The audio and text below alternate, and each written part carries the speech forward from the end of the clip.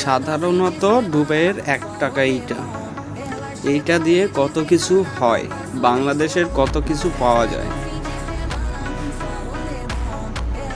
এই পেপসি 1 টাকা দাম, তাহলে চিন্তা করেন এই দুবাইয়ের 1 টাকা দিয়ে কত কিছু হয়।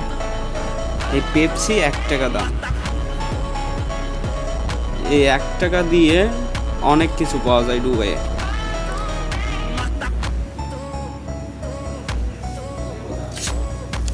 এইটা দুবাইয়ের 10 টাকা, মানে বুঝতে পারছেন বাংলাদেশের 300 টাকা, 330 টাকা, এই দুবাইয়ের 10 টাকা। তাহলে হিসাব করেন আমি কোন দেশে থাকি। তাহলে এই 10 টাকা দিয়ে যদি আমরা ঠান্ডা কিনতে যাই, কতগুলো তাহলে ঠান্ডা পাবো? 10টার মতন।